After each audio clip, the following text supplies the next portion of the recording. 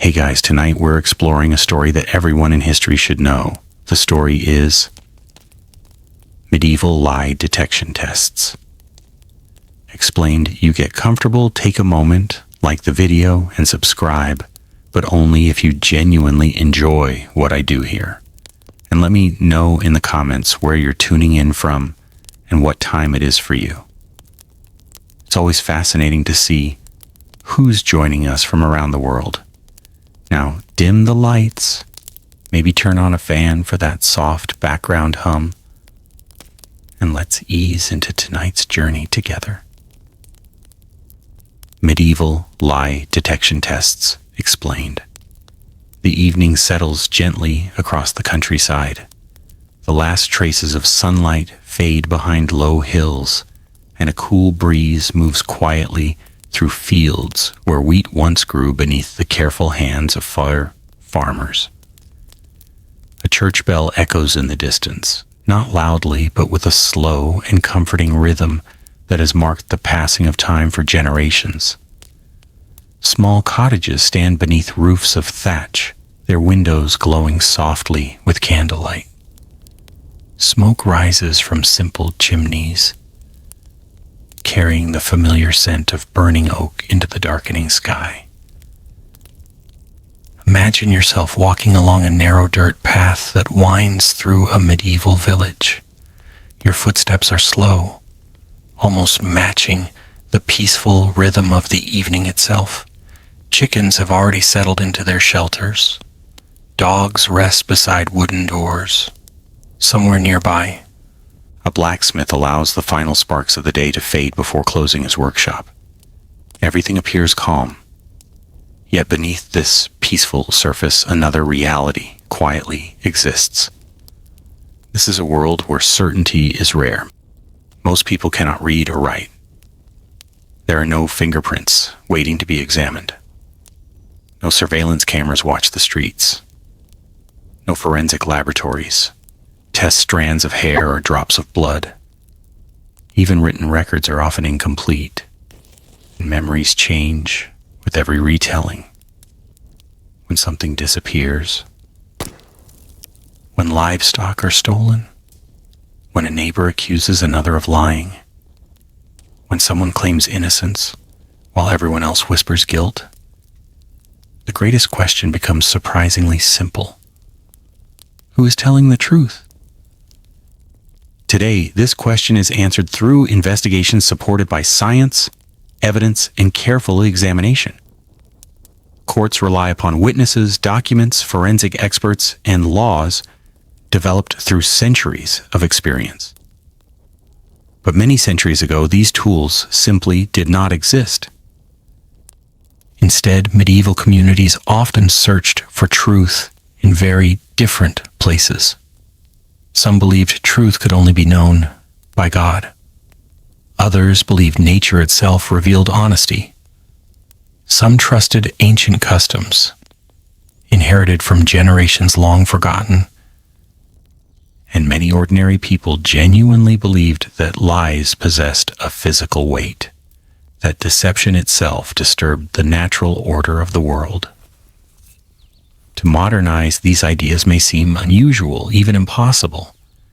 Yet to the people living during the Middle Ages, they often appeared perfectly reasonable. Understanding these beliefs requires us to leave behind modern assumptions for a little while. Rather than asking whether these practices worked according to modern science, it is more helpful to ask another question. Why did intelligent people believe they worked? That question opens a fascinating window into the medieval mind. The Middle Ages stretched across roughly 1,000 years, from the fall of the Western Roman Empire in the 5th century until the beginning of the Renaissance. During those centuries, Europe was not one united civilization. Instead, it was a collection of kingdoms, duchies, villages, monasteries, cities, forests, and distant frontiers. Customs varied enormously. A practice accepted in England might be unknown in Italy. A German village might judge disputes differently from a French town. Scandinavian traditions often differed from those of Spain. Even neighboring villages sometimes followed different customs, preserved through local memory. Because of this, there was never one single medieval method for discovering lies. Instead, there existed many approaches, each shaped by religion, local law, inherited tradition, and practical necessity. Some methods appear remarkably thoughtful. Others seem deeply unsettling today. Some relied upon careful questioning. Others depended upon ceremonies that invited divine judgment. And some occupied a curious space somewhere between law, religion, psychology, and community theater. To understand why these methods developed, we first need to understand what life itself looked like. Most medieval people lived in small agricultural communities. A village might contain only a few dozen families. Everyone knew everyone else. People worked together during planting seasons. They harvested together. They attended church together. Children grew up alongside one another from birth. Families often remained in the same place for generations. This closeness created strong communities. But it also meant that disagreements rarely stayed private. If someone's cow disappeared, everyone knew. If grain vanished from a storage barn, rumors spread quickly. If two neighbors argued over land boundaries, the entire village soon discussed the matter. Privacy, as we understand it today, barely existed. Reputation, therefore, became one of the most valuable possessions a person could have. An honest reputation might protect someone even when evidence was scarce. A dishonest reputation could create suspicion before any accusation was fully heard. This was not always fair, but it reflected the realities of small communities where trust formed the foundation of daily survival.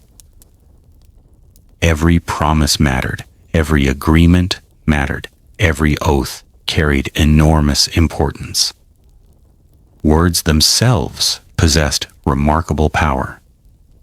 When medieval people swore an oath before God, they believed those words reached beyond human ears. Breaking such an oath was not simply lying to another person. It was believed to offend heaven itself. This belief explains why many medieval legal systems placed extraordinary emphasis upon sworn testimony.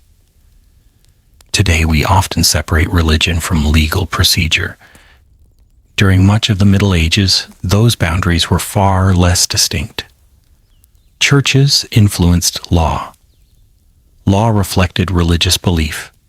Kings ruled with religious legitimacy. Judges frequently understood justice as something ultimately overseen by God. If God knew every hidden truth, then perhaps God could reveal innocence or guilt. This simple idea eventually influenced some of the most famous medieval methods of lie detection. Yet before reaching those dramatic practices, everyday disputes usually followed much simpler paths. Imagine two farmers disagreeing over ownership of a sheep. There are no photographs, no registration documents, no electronic records. Perhaps only a handful of neighbors remember anything useful. The local lord, village court, or magistrate listens patiently. Each side tells their story. Witnesses speak. Character is discussed. Reputation matters. Consistency matters. Small details matter. Even facial expressions might quietly influence opinions, although medieval judges would rarely describe them using modern psychological language. Human beings have always observed one another carefully. A hesitant voice, a shifting gaze, a nervous pause. These subtle observations existed long before scientific studies explained them. People naturally notice behavior, but they interpreted those behaviors through their own cultural beliefs. For example, trembling might be seen not merely as anxiety, but perhaps as the visible burden of hidden guilt. Silence could suggest humility or deception. Its meaning depended upon context. This uncertainty created constant challenges because people recognized that appearances could deceive. A calm liar might appear convincing. An innocent person might seem frightened simply because they face public accusation.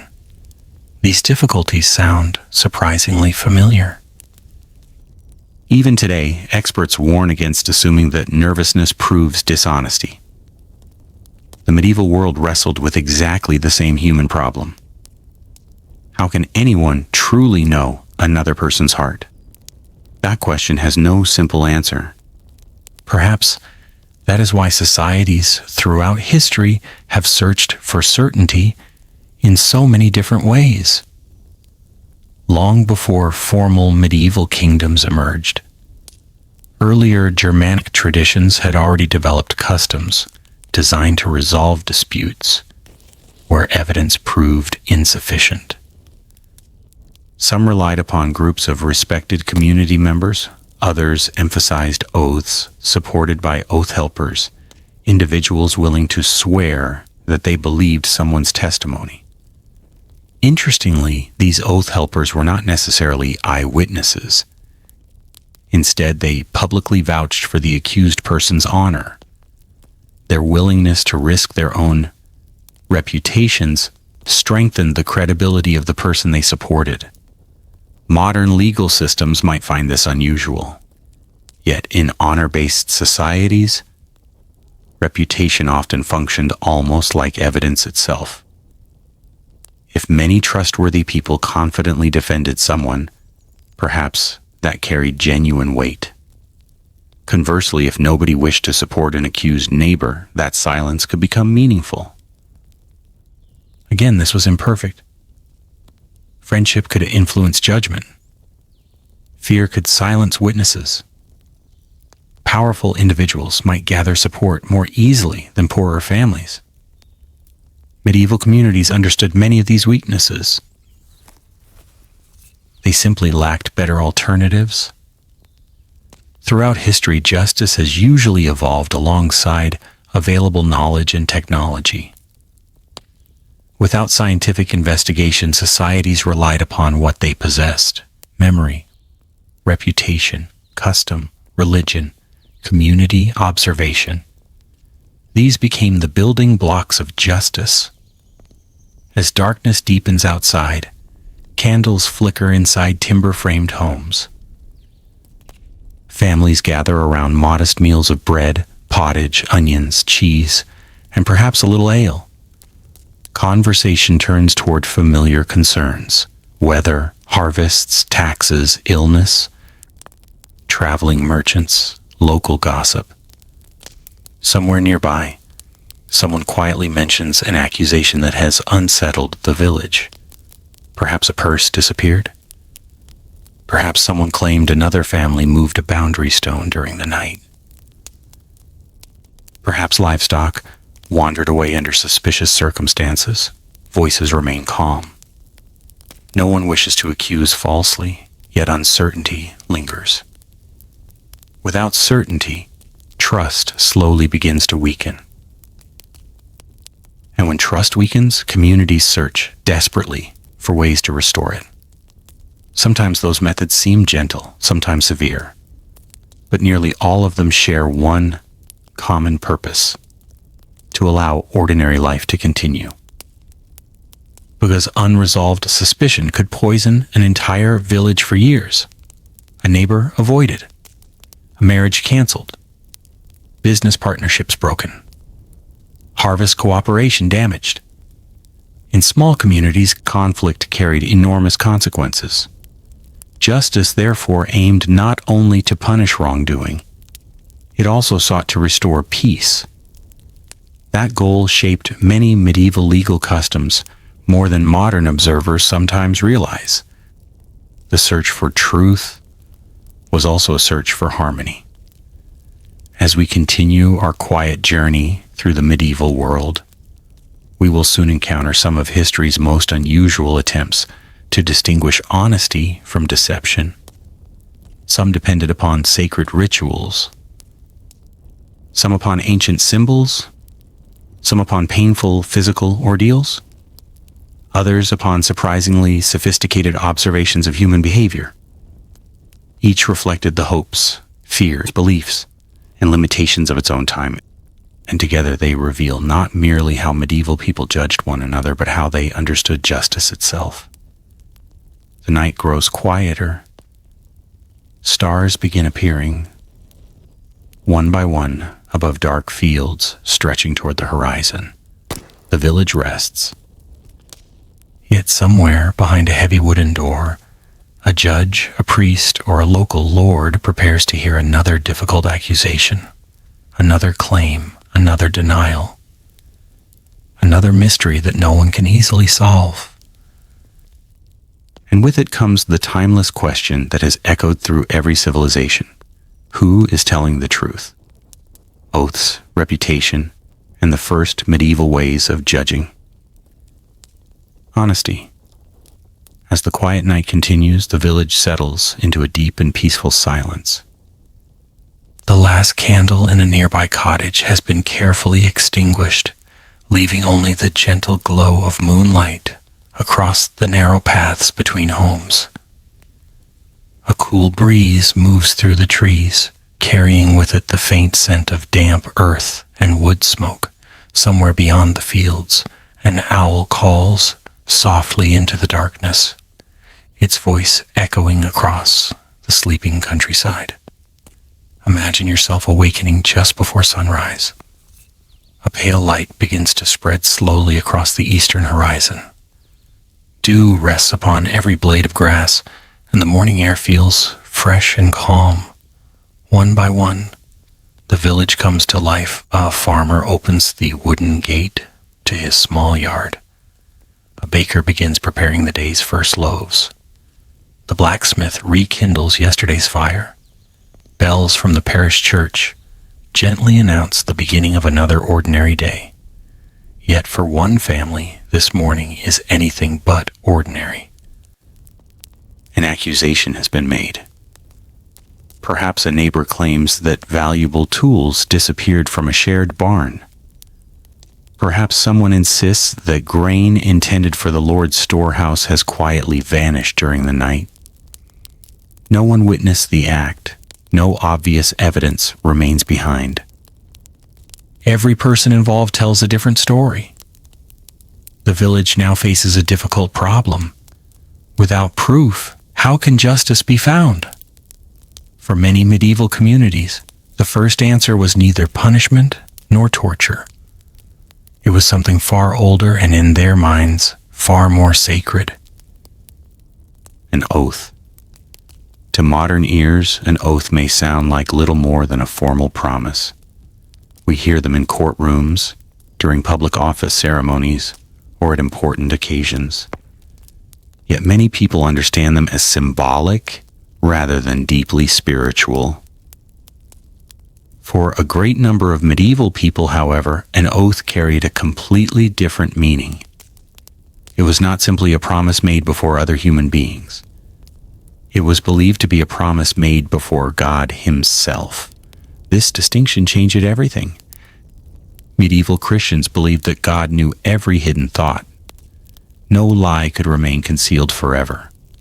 A dishonest person might deceive neighbors, judges, or even kings, but never the Creator who saw every action and understood every intention. Because of this belief, swearing falsely was considered more than a legal offense. It was a grave sin. Many believed that eternal consequences awaited those who knowingly lied under oath. Even if earthly punishment never came, divine judgment eventually would. This conviction gave remarkable strength to the simple act of speaking truthful words aloud. Imagine standing inside a small stone church. Morning sunlight filters gently through narrow windows, casting soft beams across the worn floor. The scent of beeswax candles mixes with incense, lingering from an earlier service. Before you stands a wooden crucifix. Familiar to every member of the village, a priest watches quietly. Several neighbors have gathered. The local reeve or magistrate waits patiently. You are asked only a few words. Do you swear before Almighty God that what you have spoken is true? For someone living in the 21st century, this question may seem routine. For someone living in the 12th century, it could feel overwhelming. To answer falsely was believed to endanger not only one's reputation but one's immortal soul. This fear often carried tremendous psychological power. Of course, not everyone told the truth. History reminds us that human beings have always been capable of lying, regardless of religious belief. But medieval communities trusted that many people would hesitate before risking divine punishment. In this way, faith itself became one of the earliest tools used to encourage honesty. Yet an oath rarely stood alone. It was closely connected to something equally important: reputation. In the modern world, strangers interact every day. People move frequently, change careers, and often live among neighbors they scarcely know. The medieval village functioned very differently. Most people spent their entire lives within a relatively small area. Every success was remembered. Every mistake was remembered. Acts of generosity became part of local memory. So did acts of selfishness. Children inherited not only land and family names, but also the reputations built by previous generations. A respected household might enjoy trust for decades. A family known for quarrels or dishonesty could struggle to escape that reputation, even if younger generations behaved honorably. This may seem unfair, and indeed, it often was.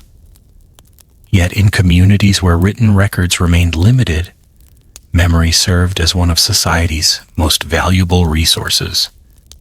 People remembered character because character helped them decide whom to trust. When disagreements arose, judges naturally considered these memories. Did the accused regularly attend church? Were they known to settle debts fairly? Did neighbors speak well of them? Had they lived peacefully for many years? Or had previous conflicts already damaged their standing? None of these questions proved guilt. Yet together they painted a picture that medieval courts considered meaningful. Interestingly, modern psychology tells us that human beings continue to rely heavily upon reputation when judging trustworthiness. Although our legal systems now emphasize physical evidence far more strongly, everyday social life still depends greatly upon perceived character. In that sense, medieval villagers were responding to a very human instinct. The difference lay in how much weight reputation carried. Sometimes, an accused individual could strengthen an oath through the support of other respected members of the community. These individuals are often called oath helpers or compurgators. Their role is frequently misunderstood today. They were usually not eyewitnesses. Instead, they declared that they believed the accused person to be honest. Imagine 10 respected villagers standing beside one neighbor. Each publicly states that they trust this person's word. Each risks their own reputation by offering that support. Such a display demonstrated confidence in the accused person's character. The court might then regard the oath as stronger because trustworthy people willingly associated themselves with it. This system depended almost entirely upon social bonds. It worked best inside close-knit communities where everyone knew each other well. Naturally, it also had weaknesses. Powerful families could gather supporters more easily than poor laborers. Friendships sometimes outweighed fairness. Fear of offending influential neighbors could silence honest opinions. Even medieval lawmakers recognized these problems. Across Europe, legal customs slowly evolved as rulers searched for more reliable methods of resolving disputes. Still, compurgation survived for centuries because despite its flaws, it often succeeded in restoring peace. Many disagreements did not require absolute certainty. They required enough confidence for neighbors to continue living together. Justice was expected not only to determine facts, but also to preserve harmony within the community. This idea shaped medieval law in profound ways. The goal was not always to discover every hidden detail. Sometimes it was simply to rebuild trust. As villages grew into towns and trade expanded, however, life became more complicated. Merchants traveled greater distances. Strangers met one another more frequently. Business agreements involved people who shared no family history. In these situations, reputation alone became less dependable. How could one judge the honesty of someone arriving from another kingdom? Gradually, written contracts became more common. Official seals gained importance. Witnesses recorded transactions with greater care. The foundations of more formal legal procedures slowly emerged. Yet these changes took centuries. For much of the Middle Ages, communities still relied primarily upon familiar customs. One particularly fascinating feature of medieval justice was the importance placed upon public participation. Trials rarely occurred in complete secrecy. Neighbors often attended. Their presence mattered. Justice was expected to be visible. When everyone witnessed the proceedings, confidence in the outcome could increase, even if the evidence remained imperfect. Public memory also discouraged false accusations. To accuse someone without reason risked damaging one's own reputation. After all, everyone else had been watching as well. In this way, medieval courts relied not only upon judges, but upon the collective memory of the entire community. The village itself became part of the legal process. As the afternoon sun warms the fields, everyday work continues. Women gather herbs near garden fences. Children chase one another between cottages. Carpenters shape fresh timber. Shepherds guide their flocks toward open pasture. Life appears wonderfully ordinary. Yet beneath these peaceful routines lies a constant awareness that honesty holds the community together.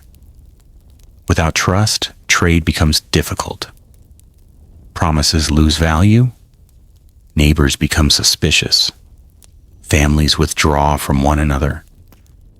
The simple rhythm of village life begins to fracture. Perhaps this explains why medieval societies devoted so much attention to truthfulness. They understood that justice was not merely about punishment. It was about preserving the fragile bonds that allowed hundreds of ordinary people to survive together through harsh winters, failed harvests, illness, and uncertainty. Every honest promise strengthened those bonds. Every deliberate lie threatened them. As evening slowly approaches once again, shadows lengthen across the fields. The church bell rings softly for vespers, and villagers begin making their way home. Somewhere, a magistrate closes the records of today's dispute, believing that an oath honestly sworn has brought the matter to its proper conclusion. But not every case ends so peacefully. Sometimes accusations remain unresolved. Sometimes neither reputation nor sworn promises satisfy the court. Sometimes doubt refuses to disappear. And when ordinary methods fail, medieval society often turned towards something far more extraordinary. Instead of asking people alone to decide the truth, they asked heaven itself. They believed that God could reveal innocence in ways no human judge ever could. Those beliefs would soon give rise to some of the most famous and most misunderstood lie detection practices in medieval history, when medieval courts asked God to reveal the truth. The first light of morning arrives quietly across the countryside. Mist hangs low over open fields, softening the outlines of distant trees and stone cottages. Tiny drops of dew sparkle upon the grass while the village slowly awakens to another ordinary day. A rooster announces the dawn, and somewhere nearby, the steady creak of a wooden cart begins as a farmer prepares for the morning's work. Imagine yourself standing near the center of a medieval village. The market square is still mostly empty. Merchants have not yet unpacked their goods. Children chase one another between timber-framed houses, their laughter carried gently by the cool breeze. A few women draw water from the village well, exchanging quiet greetings before returning home to begin the day's cooking. Everything appears peaceful, yet beneath that peaceful morning lies an uneasy tension. An accusation has divided the village. No witness saw what truly happened. No clear evidence has been discovered. One person firmly declares innocence. Another insists upon guilt. Days have passed, and still no agreement can be reached. The magistrate has listened patiently. Neighbors have spoken. Oaths have been sworn. Reputations carefully examined. But uncertainty remains. For many medieval communities, this was one of the most difficult situations imaginable. Justice demanded an answer. Yet human judgment had reached its limits, and so attention turned towards someone believed incapable of making mistakes: God. Today, the phrase trial by ordeal often brings dramatic images to mind. Popular films sometimes portray medieval justice as nothing but endless cruelty, where every accusation immediately led to terrifying punishments. The historical reality was considerably more complex. Trial by ordeal was never the everyday solution for every disagreement. Many disputes were resolved through negotiation, compensation, witness testimony, or sworn oaths. Courts often preferred peaceful settlements whenever possible. An ordeal usually appeared only after ordinary methods had failed, or when available evidence remained deeply uncertain. To understand why these ordeals existed, we must first set aside modern assumptions. Medieval people did not believe that fire, water, or iron possessed magical powers on their own. Rather, they believed that God actively governed the world. If he knew every hidden truth, then surely he could intervene when innocent and guilty could no longer be distinguished by human judges. In this way, the ordeal was not viewed as a test of physical endurance. It was understood as an appeal to divine justice. The community prayed that God himself would reveal the truth. This belief rested upon a worldview very different from our own. Today, many people expect nature to operate according to consistent scientific laws. A flame burns because of chemistry. Water flows because of gravity. Healing follows biological processes. For medieval Christians, these natural processes certainly existed, but they also believed that God could act within creation whenever he chose. Miracles were considered possible. Divine intervention was considered real. The ordeal therefore became, in their minds, an opportunity for heavenly judgment. Imagine entering a small stone church on the morning of such a trial. The building is cool and quiet. Sunlight slips gently through narrow windows, painting long beams across the worn flagstones beneath your feet. Candles flicker before the altar. The scent of incense hangs softly in the air. A priest quietly recites prayers while members of the village gather in respectful silence. No one is cheering. No one treats the occasion as entertainment. The atmosphere is solemn. Many people watching genuinely believe they are standing in the presence of sacred justice. The accused person kneels in prayer. The priest blesses the objects that will be used during the ordeal. This detail is often forgotten today. Religious ceremonies surrounded many ordeals. Prayers were offered. Fasting sometimes preceded the event. Holy water might be used. Sacred words were spoken. Everything emphasized that the outcome belonged not to human power, but to God's judgment. One of the best-known ordeals involved hot iron. To modern readers, this sounds almost unimaginable. The accused might be required to carry a heated piece of iron for several steps or hold it briefly in the hand. Afterward, the injured hand would be carefully wrapped and sealed. Several days later, respected officials would examine the wound. If healing appeared healthy, this might be interpreted as a sign of innocence. If severe infection or poor healing occurred, guilt might be assumed.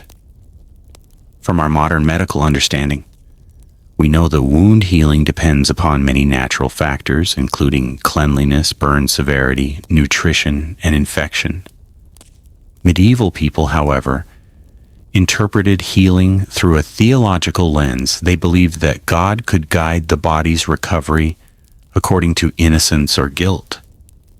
Interestingly, recent historians have suggested that the process may not always have been as random as once believed. Priests supervising ordeals often possessed practical experience caring for wounds. Some scholars have wondered whether careful handling, varying burn severity, or compassionate interpretation occasionally influenced outcomes. Direct evidence remains limited, and historians continue to debate these possibilities. What seems increasingly clear is that the ordeal was rarely as mechanical or simplistic as popular imagination suggests. Human judgment still played an important role. Another well-known practice involved boiling water. The accused reached into a vessel containing heated water to retrieve a stone or another object placed beneath the surface. Like the ordeal of hot iron, the injured arm was wrapped and later examined for signs of healing. Again, the expectation was not that the water itself would identify guilt. Rather, God would determine how the injury healed. From the perspective of those participating, this represented an act of profound faith. The village entrusted uncertainty to divine wisdom. There also existed the ordeal of cold water. Modern audiences frequently misunderstand this practice because it seems completely backwards. The accused was gently lowered into water while securely bound.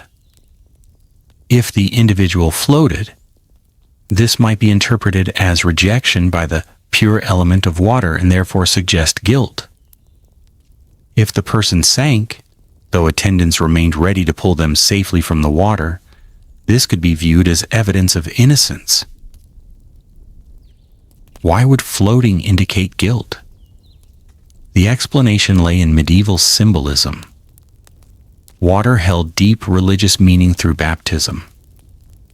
Some believed that blessed water rejected those stained by serious wrongdoing. Whether or not this symbolism was universally accepted varied greatly across different regions and periods. Medieval Europe never possessed one completely uniform legal system. Local customs differed. Practices changed over time. Some communities used certain ordeals, while others preferred entirely different methods. This diversity reminds us that the Middle Ages lasted nearly 1,000 years across an enormous geographical area.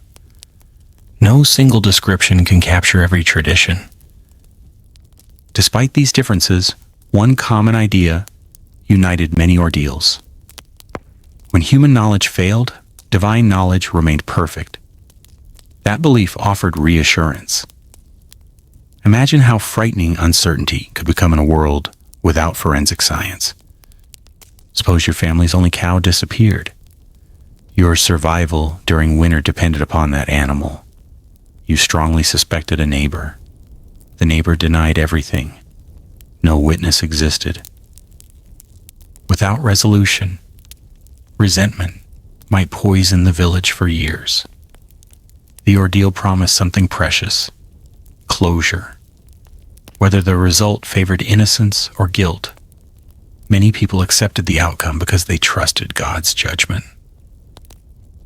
In this sense, the ordeal served not only legal purposes, but social ones as well. Communities needed a way to move forward. Lingering suspicion could destroy cooperation during harvest, damage marriages between families, and divide neighbors who depended upon one another every single day. An accepted verdict, even one reached through methods we no longer use, often restored peace. As historians continue studying medieval law, they increasingly emphasize that people living at the time were not irrational. They were solving difficult problems using the beliefs and knowledge available to them. Every society develops systems of justice shaped by its understanding of the world. The medieval ordeal reflected a society where faith, law, and everyday life were closely intertwined. It is easy to judge the past through modern eyes. Yet history asks something gentler of us. It asks us first to understand. Only then can we compare. As the afternoon sun drifts slowly across the sky, the accused person's wound has been carefully wrapped. The priest offers one final prayer. Neighbors quietly disperse. Some return to the fields. Others resume work in workshops or kitchens. The village waits, not for hours, but for several days. Those days are filled with quiet conversation. Some believe the accused is innocent. Others remain unconvinced. Children hear whispers without fully understanding them.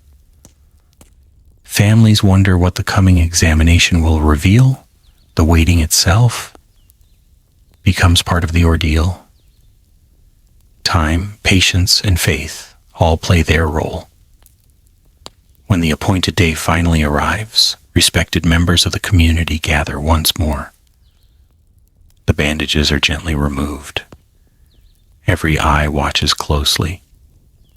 Every face remains silent. The condition of the wound will now help determine a person's future. Whether we accept the method today or not, the moment carried immense emotional weight for everyone present. It represented hope that uncertainty might finally end. Yet even as ordeals became widely known across parts of medieval Europe, not everyone believed they should continue forever. Within the church itself, thoughtful voices gradually began asking difficult questions. Should human beings really expect miracles on demand?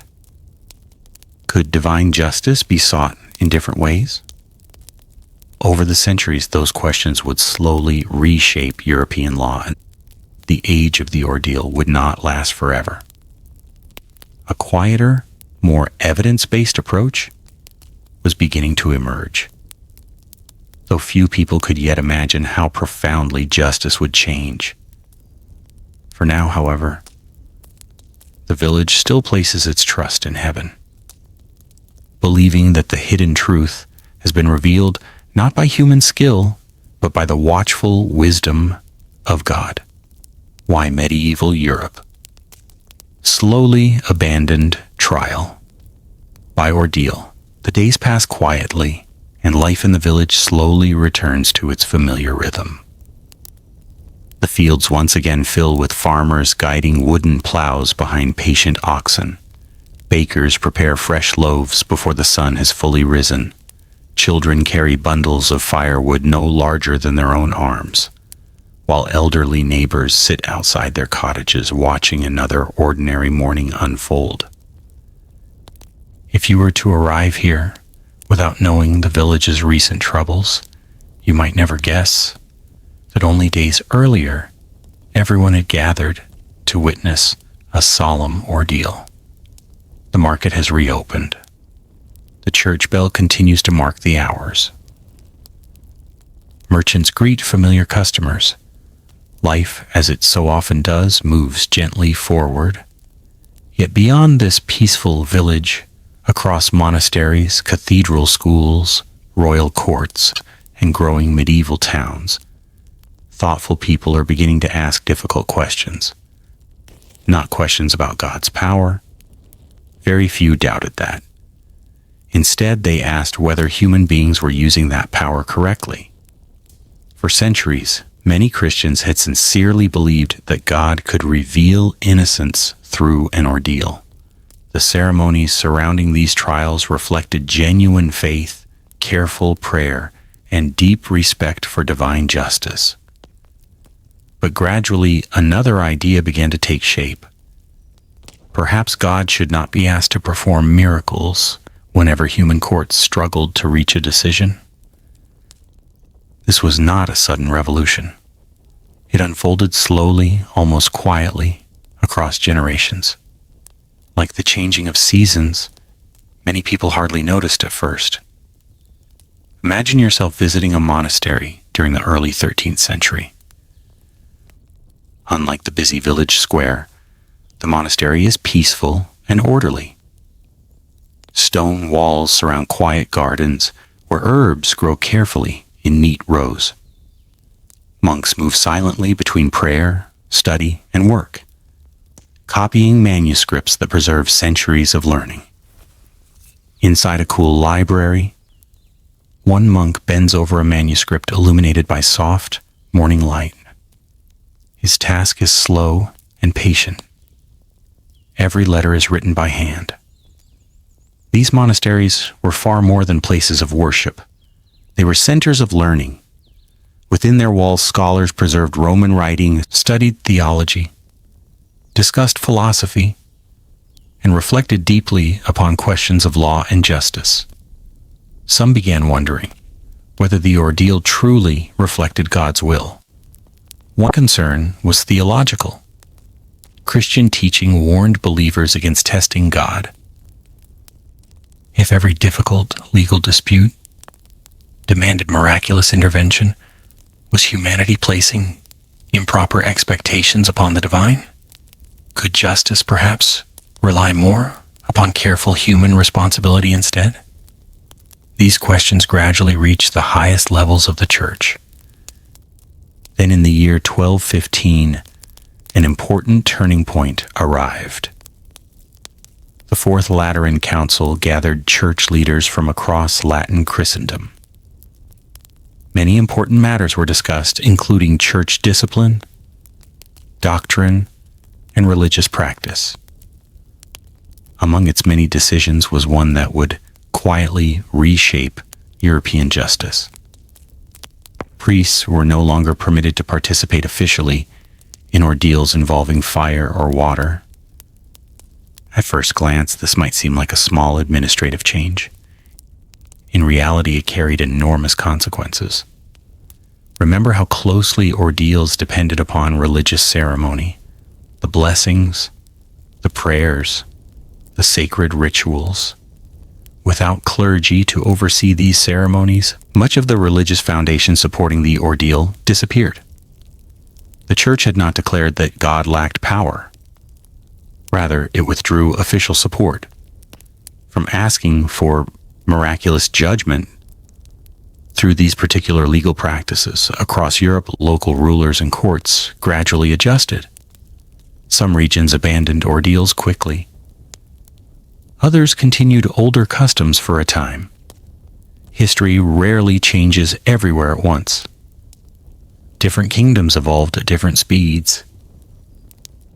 Still, the direction had become increasingly clear. The age of trial by ordeal was slowly coming to an end. Yet removing an old system immediately created another challenge. If ordeals disappeared, what should replace them? Communities still face theft. Violence, property disputes, broken agreements, false accusations. Human conflict had not vanished simply because one legal method faded away. New approaches were needed. Gradually, courts placed greater emphasis upon investigation. Instead of waiting for miraculous signs, judges increasingly examined testimony more carefully. Witnesses became more important. Written records slowly gained greater authority. Local officials began gathering information before reaching decisions. None of these changes happened overnight. For generations, older customs and newer methods existed side by side. Some villages still relied heavily upon reputation. Others embraced written documentation. Growing towns where strangers traded with one another regularly especially encouraged more formal legal procedures. Commerce itself influenced justice.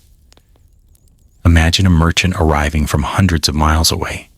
He carries bolts of cloth, spices, iron tools, and carefully counted coins. He knows few people in the town. No lifelong reputation accompanies him. If a disagreement arises over payment, local memory offers little assistance. Instead, written agreements, witnesses, and official seals become increasingly valuable. As European trade expanded during the High Middle Ages, these practical needs encouraged more systematic legal thinking. Slowly, evidence began replacing miracle. Not because faith disappeared, rather because society itself became more complex. Kings also found advantages in stronger legal administration. A ruler governing dozens of towns could not rely entirely upon local customs that varied from village to village. More consistent systems strengthened royal authority. Judges received clearer responsibilities. Courts kept better records. Legal procedures gradually became more organized. Many foundations of later European law emerged during this long period of change. One fascinating aspect of this transformation is that medieval people themselves often recognized the limitations of older methods. History is sometimes presented as though each generation stubbornly resisted every new idea. Reality was far more thoughtful. People debated. Scholars disagreed respectfully. Rulers experimented with reforms. Communities adapted according to experience. The Middle Ages were not frozen in time. They were centuries of constant change. As the afternoon sun warms monastery gardens, young novices continue copying ancient texts. Elsewhere, royal clerks record court decisions upon parchment. Village elders still settle ordinary disagreements beneath familiar oak trees.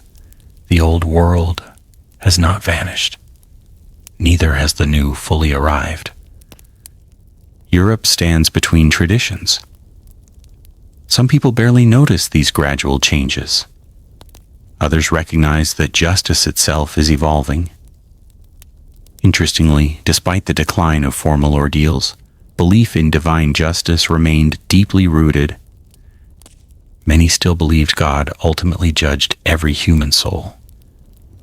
The difference was that earthly courts increasingly accepted greater responsibility for examining facts themselves. Human investigation and divine judgment became more clearly separated. One belonged to this life, the other belonged to eternity. This distinction would influence legal systems for centuries to come. Yet human beings remained exactly as they always had. Some still lied. Others spoke honestly. Fear sometimes silenced witnesses. Greed occasionally tempted neighbors. Judges continued making mistakes.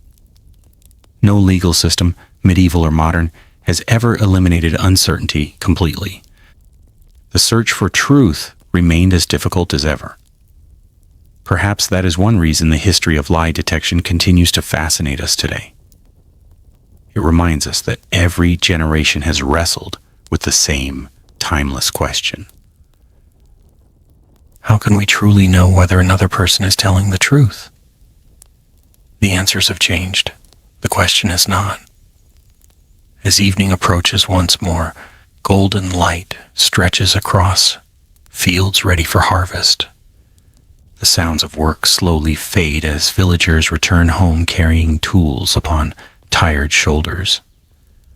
Smoke rises gently from cottage chimneys, drifting into the cool evening air. Inside one home, a father quietly tells his children stories about the old days, when God was believed to reveal hidden truth through fire and water.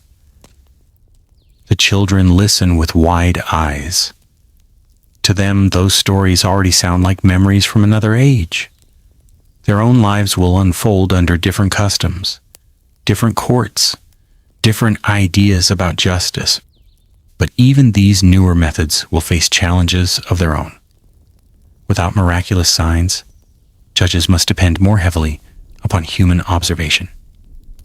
They will study words more carefully, listen more closely, watch behavior, question witnesses, compare stories, piece together fragments of truth from imperfect human memory.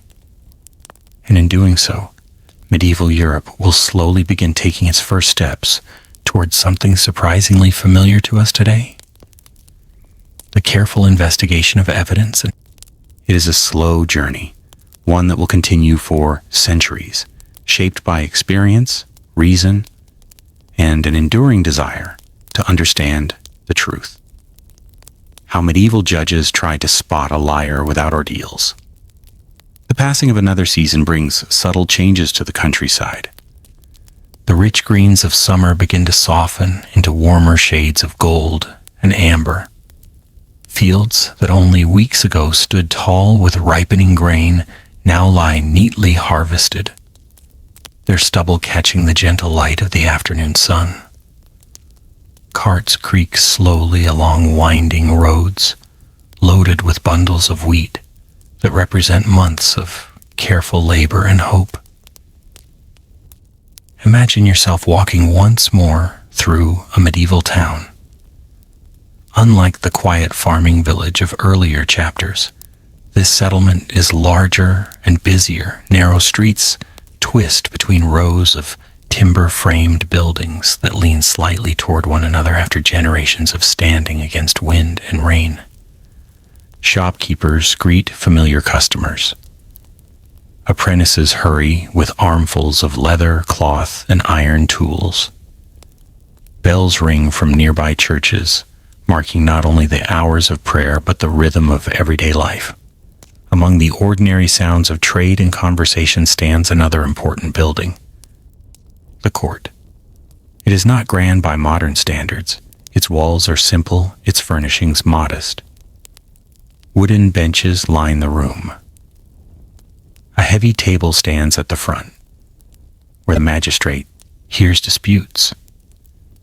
Light enters through small windows, illuminating drifting dust that floats quietly through the still air.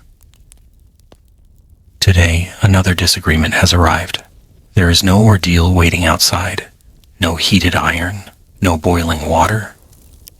Instead, everyone present understands that the truth must be sought through careful listening.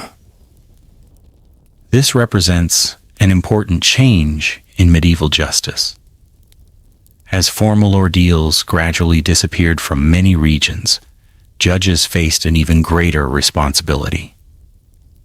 If heaven would no longer be asked to reveal guilt through miraculous signs, then human beings had to become better observers.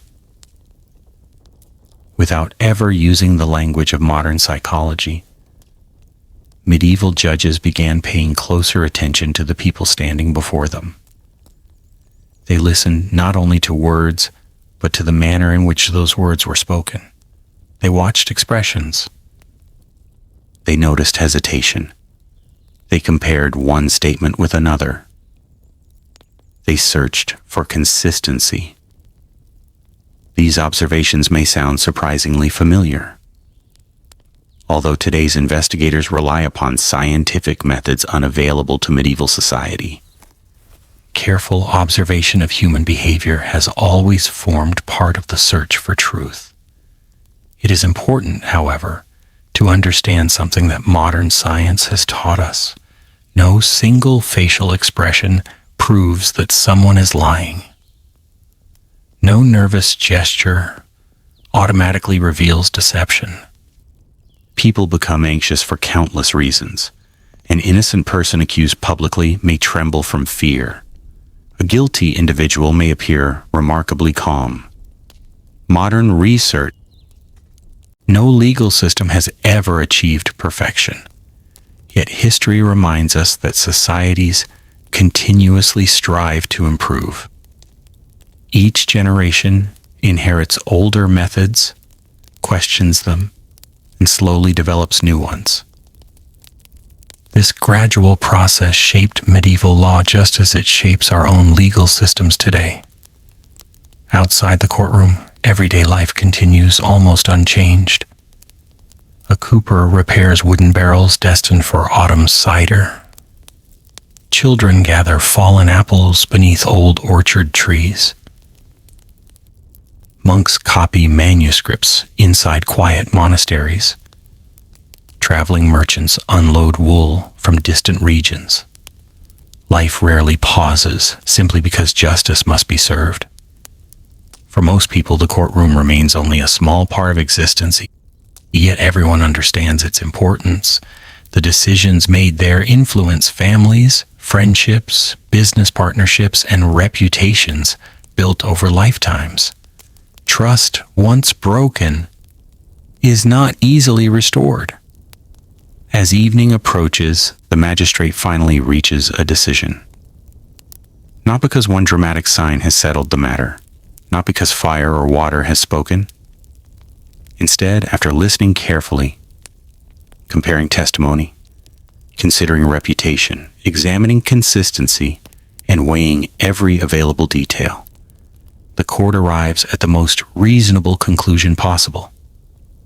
It is not certainty, it is judgment. That distinction matters.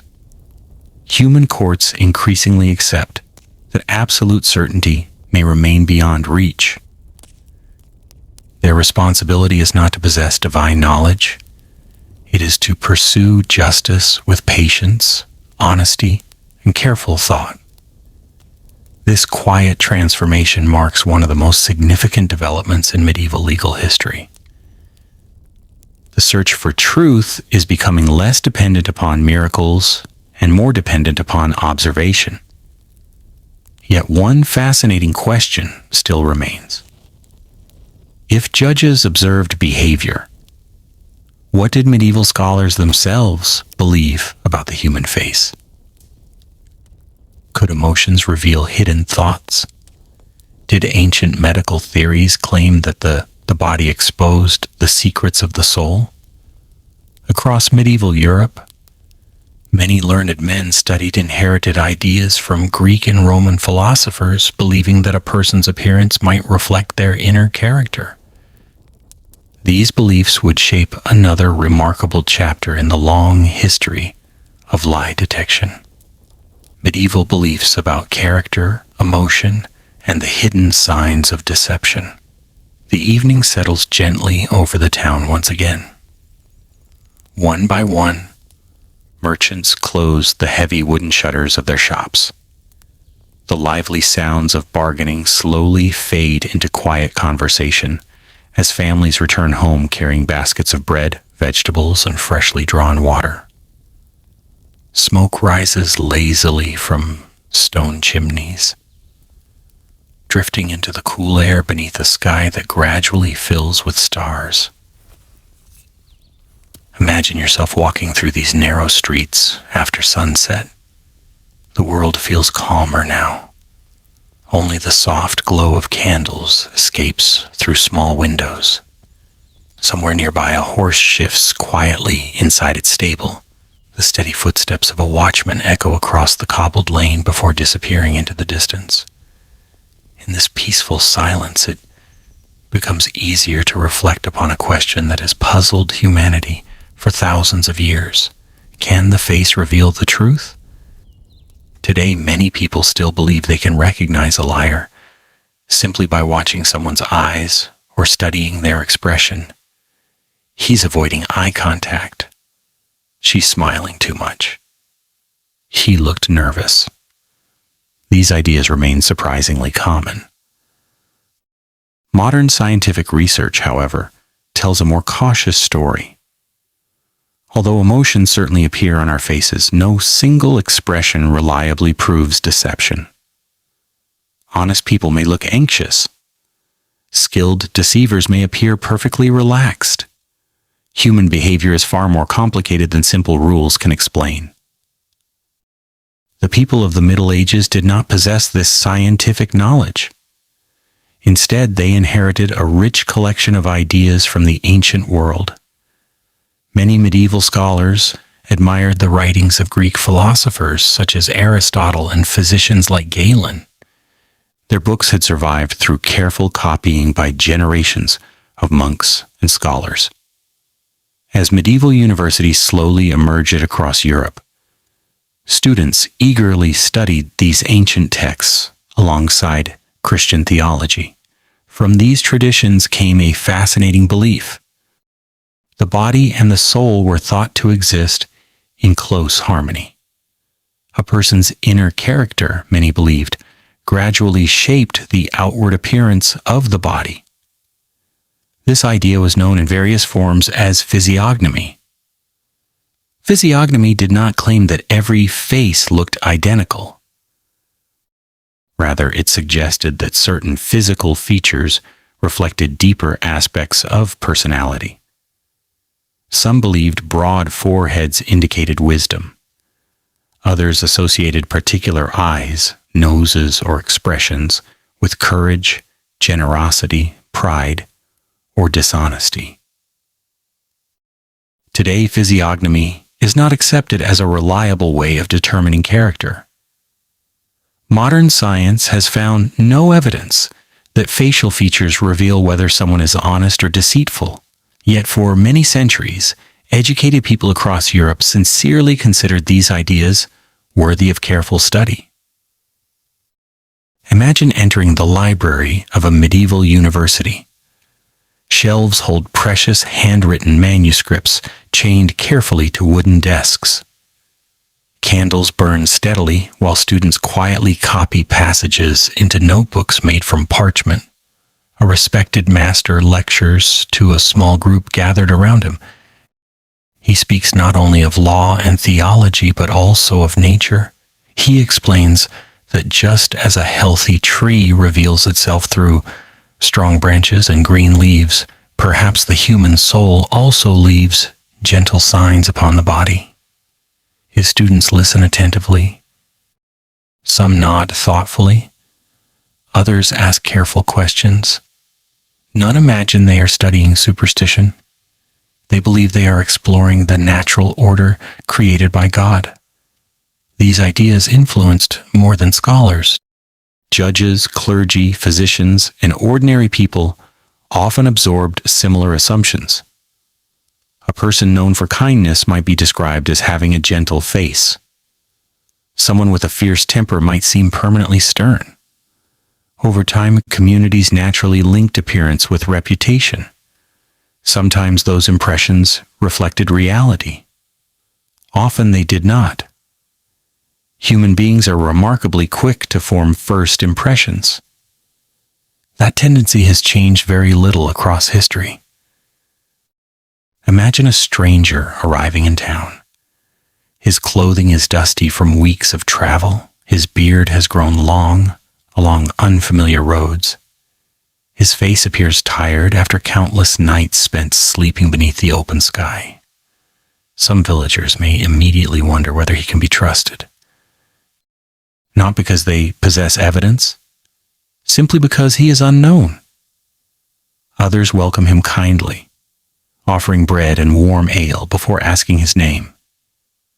The stranger has spoken only a handful of words. Already, opinions begin forming.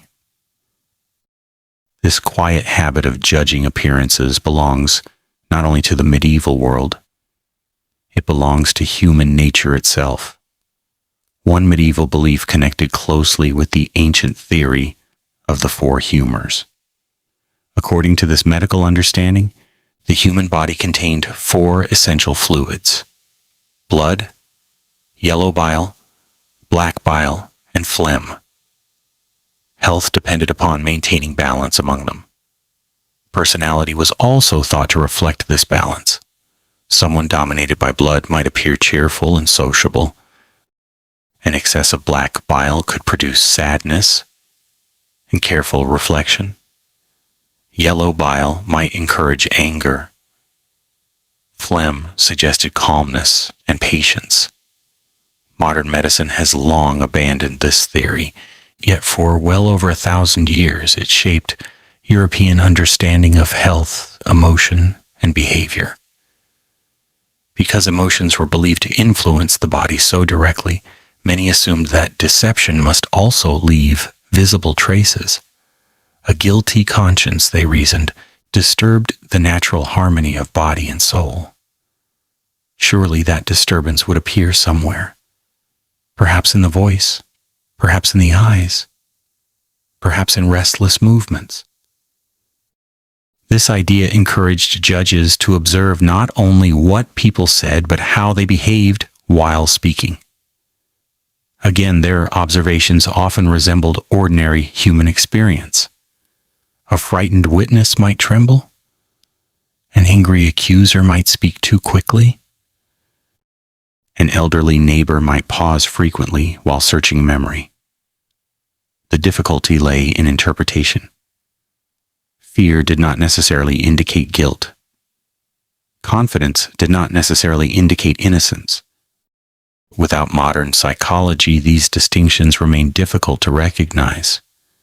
Yet experienced magistrates gradually learned caution. Many realized that behavior alone rarely settled a case. Instead, expressions, gestures, and tone of voice became only one part of a much larger picture. A witness who appeared nervous might still be believed if other testimony supported the account. Likewise, a calm and confident speaker might face suspicion if every other fact pointed in another direction. Slowly, observation became more balanced. The face offered clues. It did not provide certainty. As the afternoon passes, imagine a judge sitting patiently beneath the high wooden roof of a town hall. Before him stands a young apprentice accused of stealing several silver coins from his master's workshop. The apprentice speaks quietly. His hands remain clasped tightly together. His eyes wander briefly toward the floor before meeting the judge's gaze once again. The magistrate notices these details. So do the gathered townspeople.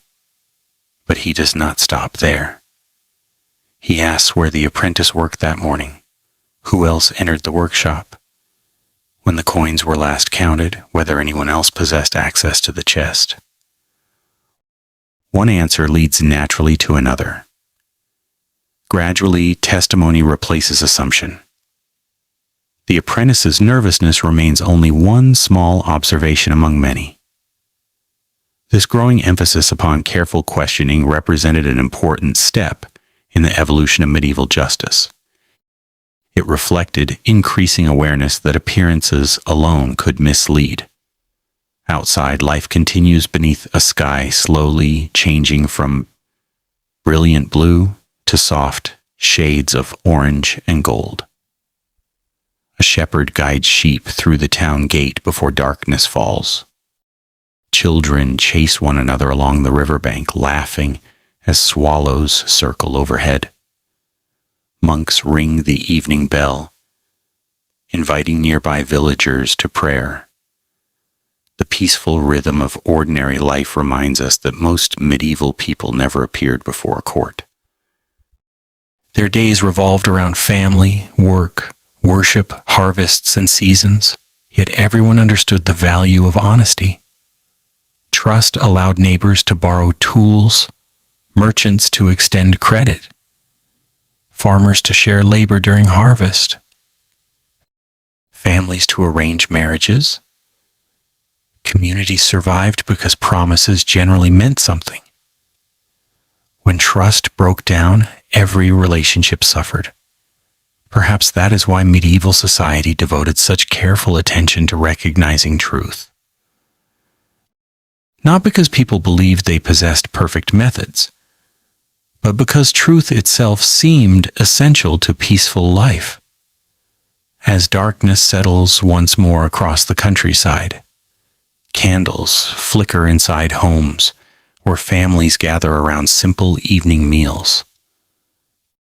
Stories are shared. Children ask questions. Grandparents recall events from long ago. Some tales speak of wise judges. Others tell of dishonest merchants exposed through careful questioning. Still others remind listeners that whatever human courts may decide, ultimate justice belongs to God alone. That belief remains comforting to many. Yet another challenge quietly waits beyond the courtroom. Not every accusation concerns theft or broken promises. Some involve matters far more frightening. Rumors spread, fear grows. Communities become anxious. In such moments, ordinary observation sometimes gives way to extraordinary suspicion. And nowhere would this become more apparent than in the medieval search for witches, sorcerers, and those believed to possess hidden powers. There, the line between truth, fear, and imagination would become far more difficult to see, when accusations of witchcraft changed the search for truth. The quiet rhythm of autumn slowly gives way to the first whispers of winter. The mornings arrive wrapped in pale mist, and a thin layer of frost settles across the fields before the rising sun gently melts it away. Bare branches reach into the gray sky like silent hands, while smoke curls steadily from the chimneys of cottages built to withstand another long, cold season. Imagine yourself walking through the village just after dawn. The air is crisp enough that every breath becomes briefly visible before disappearing into the stillness.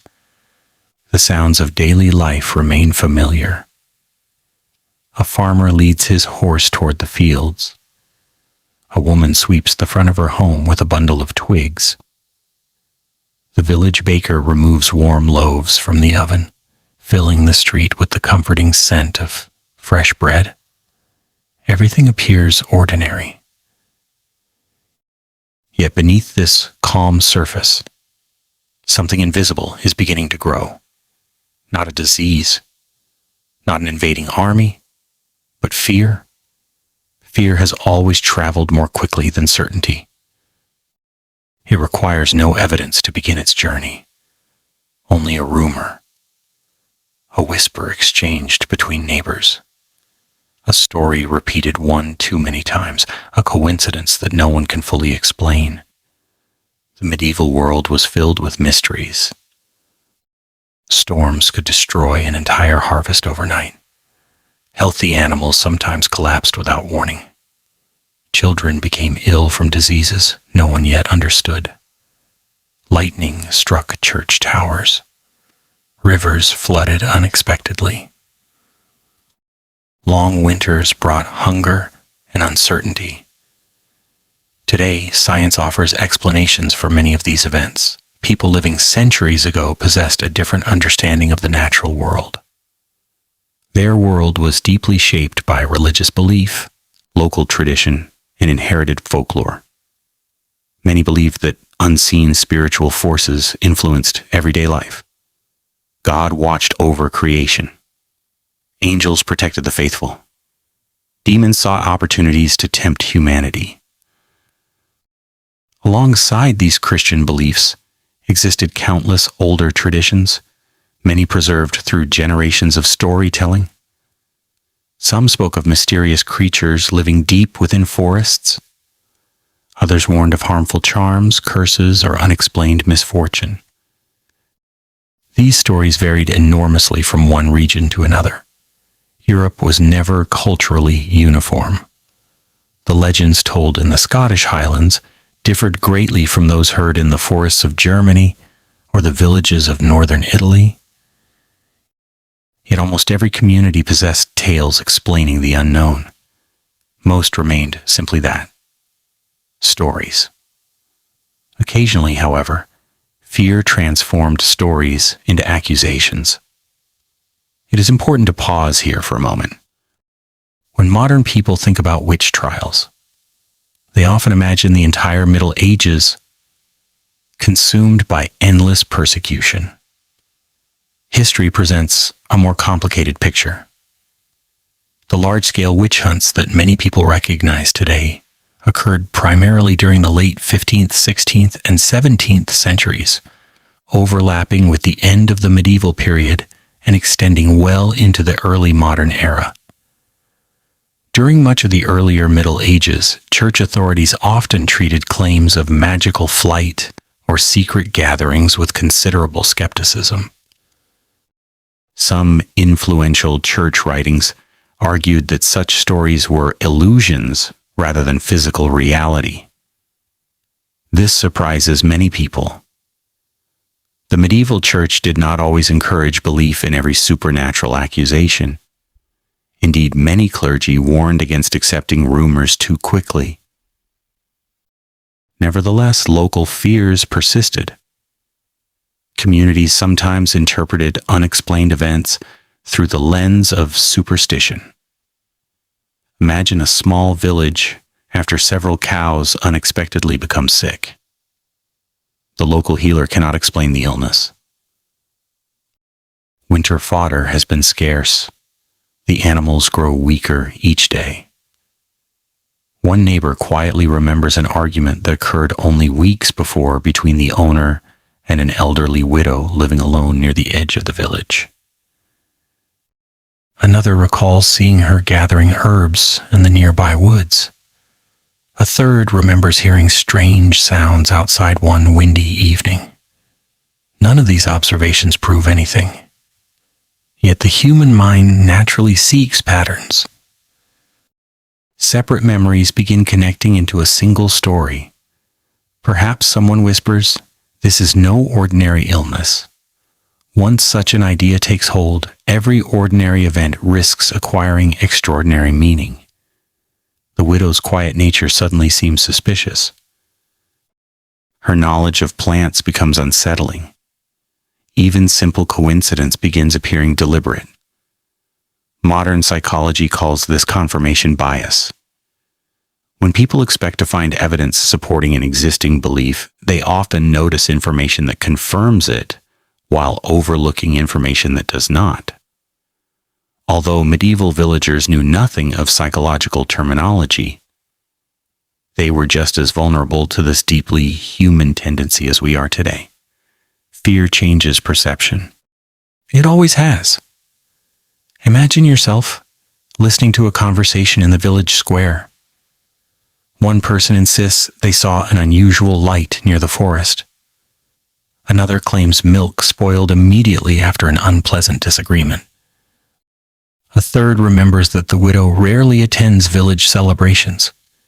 Each story alone means very little. Together, they begin forming something that feels convincing.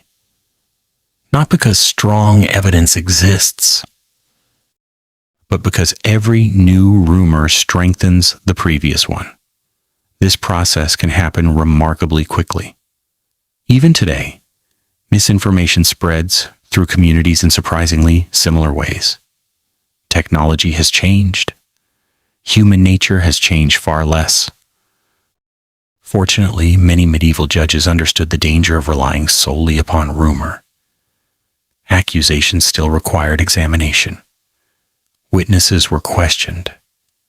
Claims were compared, reputations considered. Evidence, limited though it often was, still mattered. Many cases simply collapsed because insufficient proof existed. History rarely remembers those quiet moments. It remembers only the dramatic ones. This creates a distorted impression of the past. Most medieval legal disputes involved ordinary matters: property, inheritance, debts, contracts, assaults, thefts. Extraordinary accusations remained relatively uncommon. When they did occur, however, emotions often ran high. Fear possesses remarkable power. It encourages certainty where uncertainty should remain. Imagine entering the courtroom once more. The accused woman stands quietly before the magistrate. She denies every allegation. No one claims to have witnessed actual sorcery. Instead, neighbors describe strange feelings, unusual weather, unexpected illness, coincidences. The judge listens carefully. He asks simple questions. When did the sickness begin? Who first noticed it? Did similar illnesses affect neighboring villages? Has poor weather damaged crops elsewhere? These questions matter. They encourage practical explanations before extraordinary ones. Not every magistrate approached such cases with equal caution. Some proved remarkably thoughtful. Others allowed fear to influence judgment. Like every profession throughout history, medieval judges differed in wisdom, experience, and fairness. There was no single medieval response. Local customs varied enormously. So did individual personalities. As afternoon light fades into evening, imagine monks inside a nearby monastery, quietly copying ancient medical texts. Some describe herbal remedies, others preserve Roman knowledge about disease. Learning continued even during difficult times. Many educated people sought natural explanations for illness whenever possible. This gradual accumulation of knowledge slowly changed how some communities understood the world. Yet progress rarely follows a straight path. Old beliefs remained alongside new ideas. Reason and superstition often existed together. The same person might trust herbal medicine while also fearing curses. A respected physician could recommend careful treatment while still believing prayer essential to healing. The medieval mind comfortably held ideas that modern people often separate. That complexity deserves understanding rather than ridicule. As darkness settles over the countryside, snow begins falling quietly outside. Each delicate flake disappears into the growing white blanket covering roofs, fields, and narrow roads. Inside warm cottages, families gather around crackling fires. Parents tell stories to children. Some stories teach kindness. Others warn against greed. A few recount mysterious events that no one can fully explain.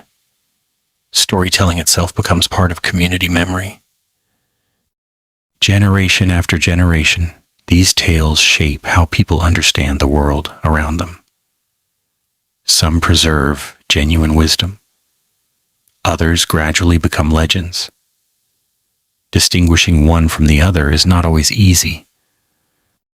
Perhaps that is the greatest lesson hidden within this chapter. Human beings have always searched for explanations. When knowledge is limited, imagination naturally fills the empty spaces. Sometimes those imagined answers bring comfort. Sometimes they bring fear. The search for truth, therefore, requires patience as much as intelligence. It asks us to question rumors gently, to examine evidence carefully, to resist conclusions reached too quickly. These lessons remain just as valuable today as they were centuries ago. Yet even while superstition occasionally influenced medieval justice, another force quietly reshaped the search for truth. Across Europe, universities continued to grow. Roman law returned to influence legal thinking. Scholars developed new methods for questioning witnesses, evaluating testimony, and recording evidence. Without realizing it, medieval society was slowly laying foundations that would eventually lead toward the modern courtroom. The search for truth was becoming more careful, more systematic, and more dependent upon reason than ever before. How medieval courts slowly became more rational. Morning arrives with quiet confidence. The snow that covered the countryside only a few days before has begun to melt beneath a gentle winter sun. Thin streams of water trickle along the edges of narrow roads, carrying tiny pieces of ice toward nearby rivers. Birds cautiously return to the branches of leafless trees, their soft songs breaking the silence that has settled over the land for so many weeks. Imagine yourself traveling beyond the familiar village.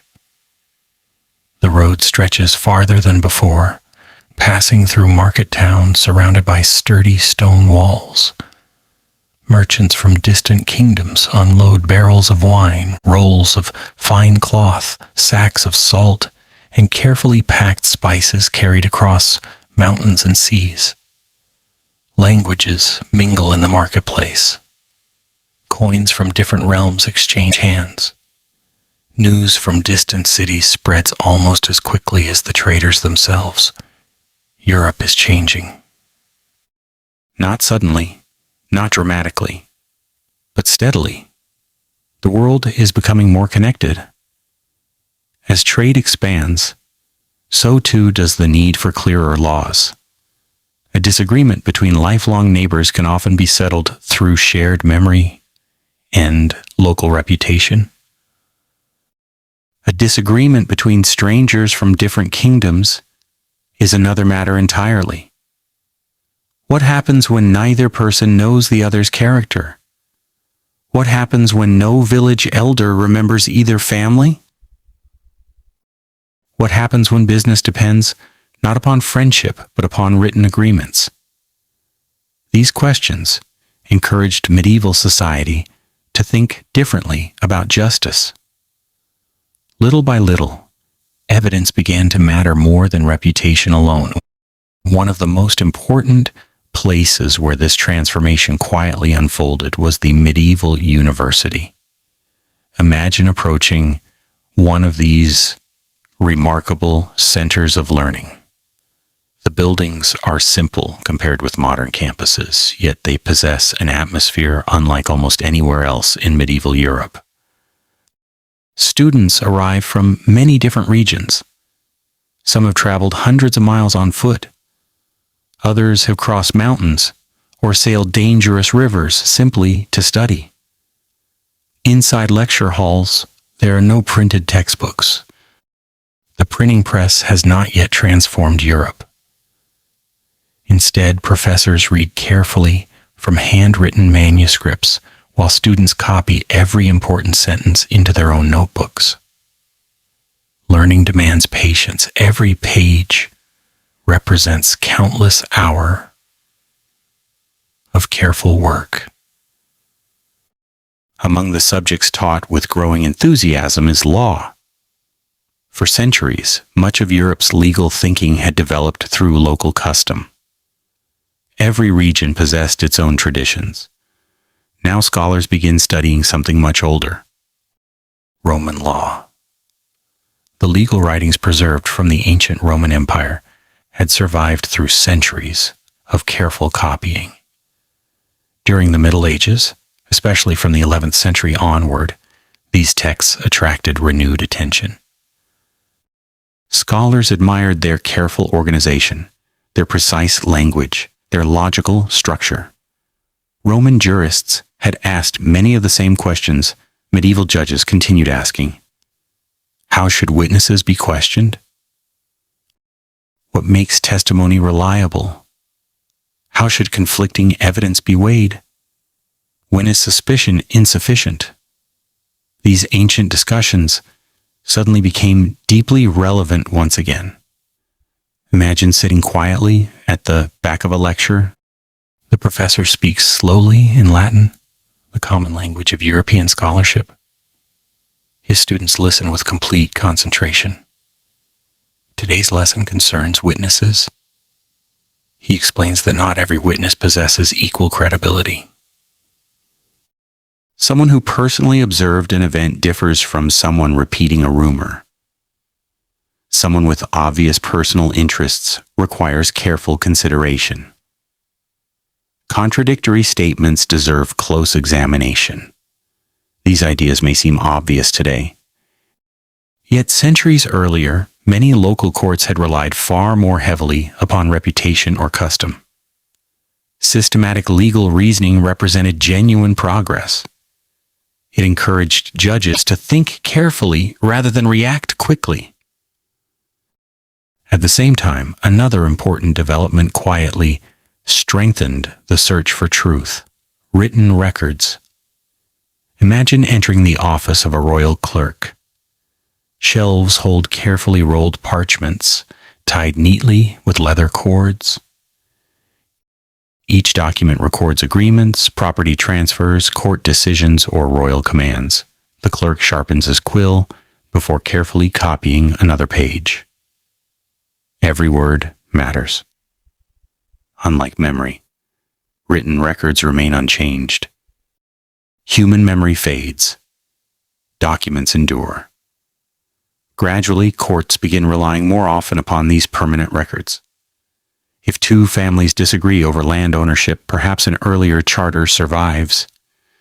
If a merchant claims payment never arrived, perhaps a receipt exists. If inheritance becomes disputed, earlier legal decisions may help clarify the matter. Writing cannot eliminate dishonesty. Documents may still be forged. Mistakes still occur. Yet written evidence introduces something increasingly valuable: consistency through time. A document written years earlier cannot quietly alter itself during today's argument. This simple advantage transforms many legal disputes. As medieval governments become more organized, officials also improve record keeping. Royal courts preserve decisions. Town councils maintain registers. Church authorities record baptisms, marriages, and property. The growing habit of documentation gradually strengthens legal investigation. Truth becomes something to reconstruct rather than merely declare. Imagine a dispute between two merchants. One insists that 20 rolls of wool were delivered. The other claims only 18 arrived. Rather than relying solely upon conflicting memories, the judge requests written accounts, shipping records, witnesses present during unloading, payment agreements.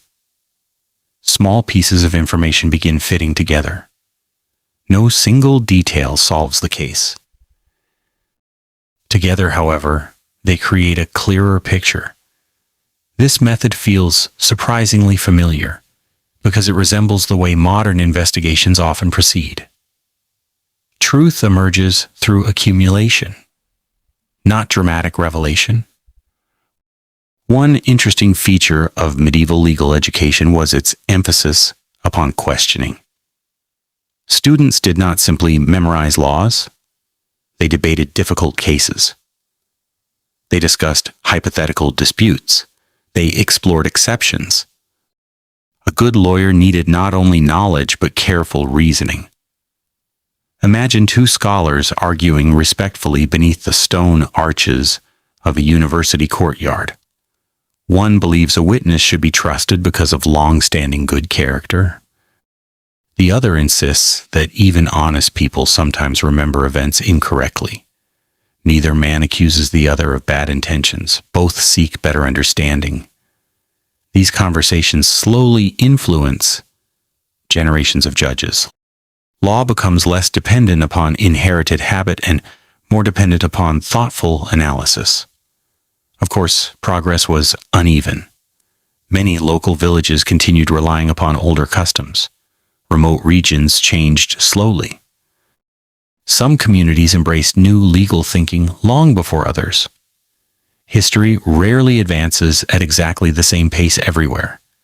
Yet the overall direction remained unmistakable. Observation replaced assumption. Documentation strengthened memory. Reason increasingly complemented faith. Outside the universities, ordinary people noticed only small changes.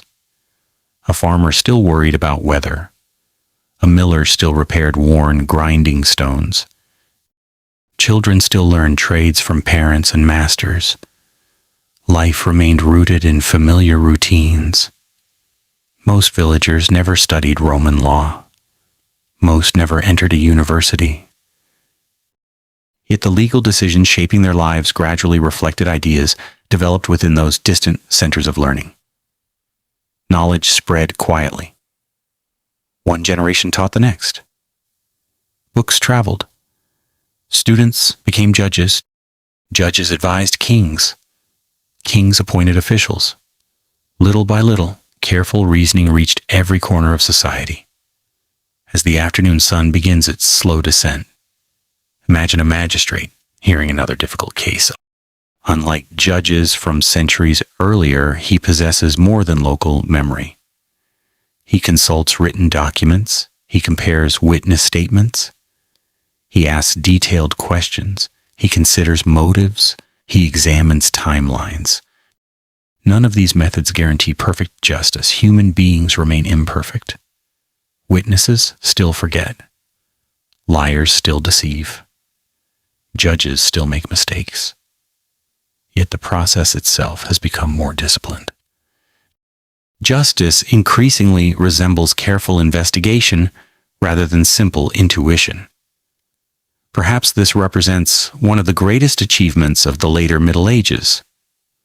Not the discovery of perfect truth, but the recognition that truth often requires patience. It requires listening, comparing, questioning, recording, reflecting. These habits would eventually shape legal traditions across much of Europe. As evening settles over the university town, students leave their lectures carrying precious manuscripts beneath their cloaks. Bells ring gently from nearby churches, calling both scholars and laborers alike to evening prayer. In taverns, conversations continue about politics, philosophy, trade, and the latest court decisions. Some debates remain unresolved. Others inspire new ideas. Learning itself becomes a quiet force changing the world.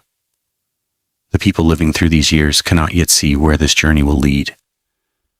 They cannot imagine fingerprint analysis, scientific medicine, forensic laboratories, modern rules of evidence. Those developments lie centuries ahead. Yet the foundations are already being laid. Every careful question, every written record, every thoughtful judge, every scholar seeking clearer understanding. Together, they slowly transform humanity's search for truth. And still, one fascinating mystery remains. Even as courts became more rational, ordinary people never completely abandoned older beliefs. Superstitions continued alongside scholarship. Folk traditions survived beside university learning. In many communities, strange customs promising to expose liars remained surprisingly popular, revealing that the human desire for certainty often reaches far beyond the courtroom itself. The curious folk tests people believed could reveal a liar. the long winter has finally begun to loosen its quiet grip upon the land. Small patches of green appear once again beneath melting snow, and the rivers, which only weeks ago flowed slowly beneath thin sheets of ice, now move with renewed energy toward distant valleys. The air carries the unmistakable scent of damp earth, promising that another spring is patiently finding its way across the countryside. Imagine yourself leaving the busy university town behind. The road becomes narrower with every mile. Stone buildings gradually give way to simple cottages built from timber, clay, and thatch.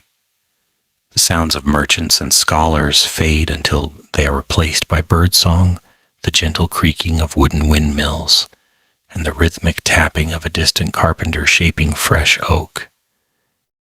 Here, life changes more slowly. News from kings and universities may eventually arrive, but often months or even years after events have taken place. Old customs remain familiar because they have been passed from grandparents to parents and from parents to children for generations. These customs do not always appear in official law books. Many survive only in memory, in stories, in traditions, in habits that everyone seems to understand without anyone remembering exactly when they first began. Among these traditions are curious beliefs about honesty and deception, not official trials, not church ceremonies, not royal judgments, simply village customs that many ordinary people believed might reveal whether someone was speaking the truth. It is important to remember that Europe during the Middle Ages was never culturally uniform. A custom known in one valley might be completely unknown just 50 miles away. Mountain villages developed different traditions from coastal towns. German forests preserved stories unlike those heard in the villages of France or the islands of Britain.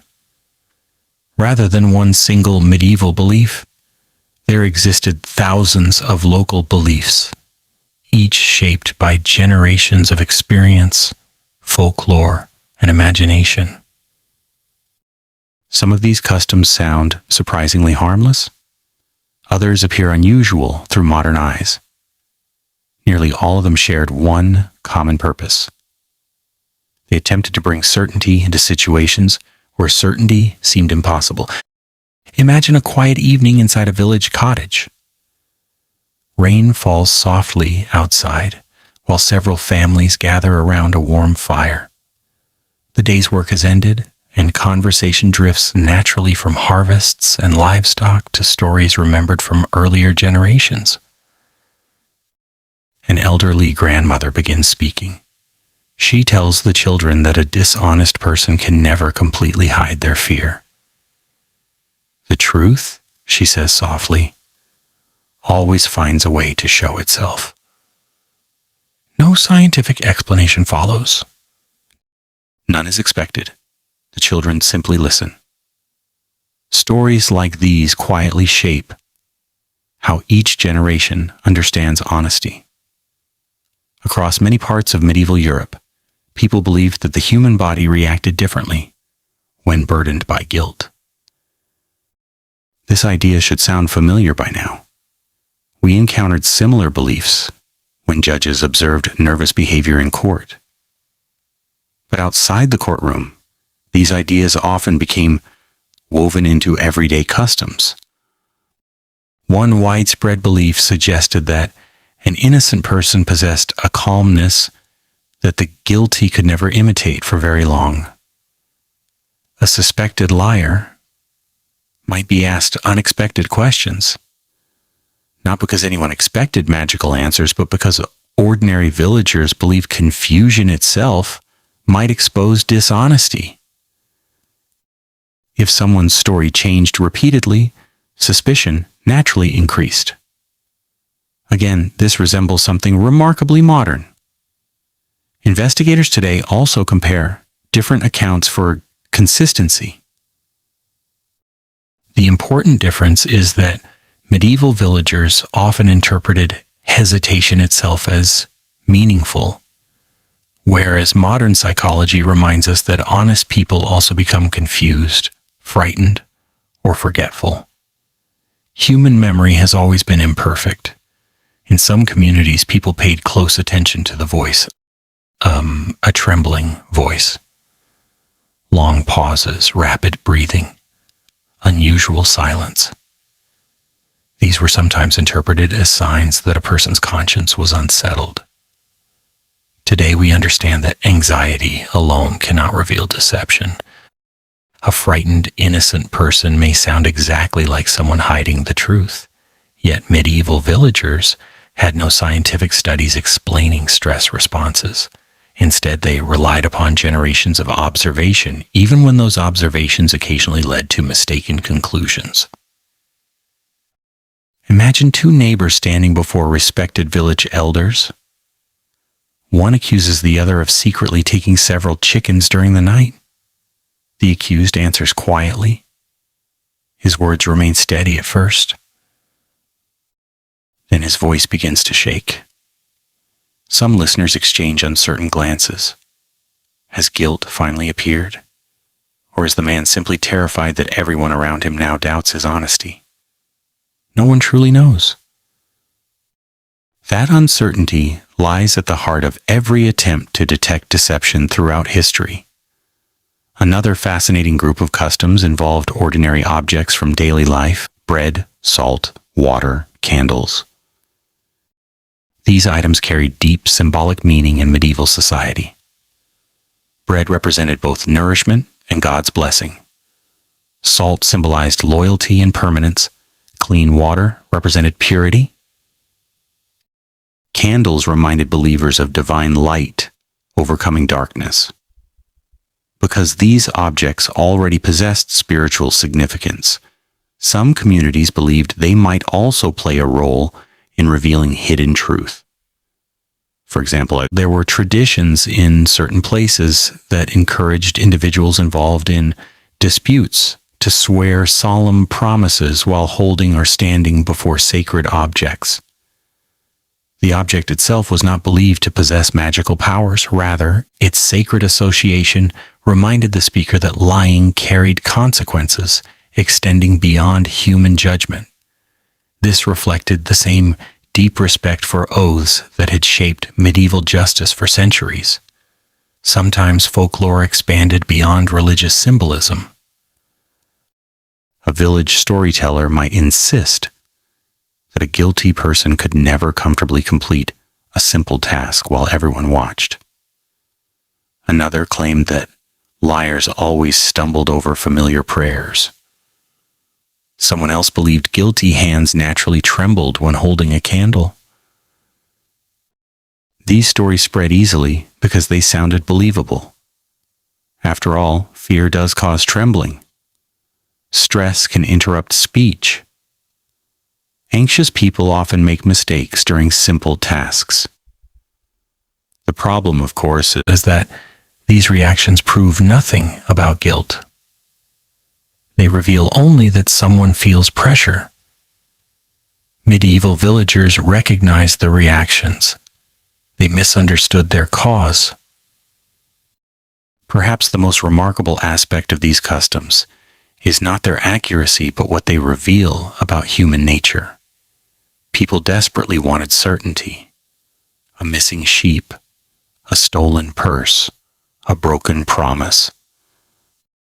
These events disrupted peaceful village life. When evidence remained scarce, almost any tradition offering hope of clarity became attractive. This tendency has not disappeared. Even today, many people believe they can identify lies through eye contact alone. Others trust internet myths about body language or nervous habits, despite scientific evidence showing that deception is far more complex. The medieval world was different. Human psychology was not. As the afternoon sun shines gently across the village green, children gather around an elderly shepherd repairing a wooden fence. He tells them another old story. Long ago, he says, there lived a man who could always recognize liars simply by watching them walk across the square. The children listen with fascination. One asks how this was possible. The shepherd smiles kindly. I never said the story was true, he replies. I only said that people believed it. His answer contains quiet wisdom. History teaches us not only what people knew, it also teaches us what people hoped. Beliefs often reveal human fears, values, and desires, even when they fail to describe reality accurately. As medieval scholars slowly developed more careful methods of legal reasoning, many ordinary customs continued unchanged. Official law and village folklore existed side by side. Sometimes they supported one another. Sometimes they quietly disagreed. Both reflected different ways of understanding the same difficult question. How can hidden truth become visible? As evening approaches once again, the village settles into familiar peace. A shepherd counts his flock before closing the gate. The baker sweeps flour from the workshop floor. A mother lights a single candle while her children finish the last pieces of warm bread. Outside, the first stars appear above the darkening fields. Inside, another story begins, one about honesty, one about trust. One reminding listeners that although clever tricks may sometimes seem convincing, the truth often requires something much quieter. Patience, careful listening, thoughtful judgment. These lessons would gradually become more important as medieval courts continue to evolve. Yet one final and remarkable development still lies ahead. As kingdoms grew stronger and governments became more organized, professional investigators, trained judges, and increasingly detailed legal procedures began replacing many older customs. The search for truth was entering a new age, one that would slowly bridge the medieval world and the beginnings of modern justice, the long journey from medieval belief to modern truth. The night has become wonderfully still. A gentle breeze moves through the branches of ancient oak trees that have quietly watched generations come and go. The stars shine above the countryside just as they did centuries ago, untouched by the countless stories that unfolded beneath them. Somewhere in the distance, a church bell rings one final time before silence settles across the sleeping village.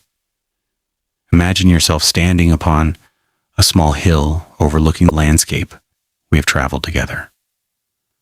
Below you rests the medieval world. Tiny cottages with thatched roofs gather around a stone church, whose tower rises gently above the surrounding fields. Narrow paths connect homes, workshops, gardens, and barns. Beyond the village stretch forests, rivers, meadows, and distant castles, each carrying its own stories of hope, hardship, courage, and ordinary human life.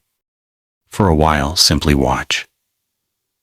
The people below know nothing of fingerprints, nothing of DNA, nothing of forensic laboratories, nothing of surveillance cameras or digital records. Yet they love their families. They worry about tomorrow's harvest. They celebrate weddings. They mourn loved ones. They laugh with friends. They argue with neighbors. They make promises. Sometimes they keep those promises. Sometimes they do not. In many ways, they are remarkably familiar. Throughout our journey, we have explored how these ordinary men and women searched for something that every generation has desired. Truth. Not an abstract philosophical idea, but the simple truth needed to live together peacefully. Who stole the horse? Who broke the agreement? Who spoke honestly? Who lied? Behind every medieval lie detection method stood real people facing real uncertainty.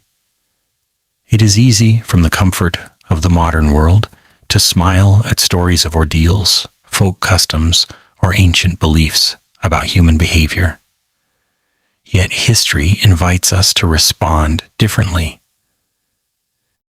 It asks us first to understand. When we slow our pace and step gently into the medieval mind, something unexpected becomes clear. These people were not foolish.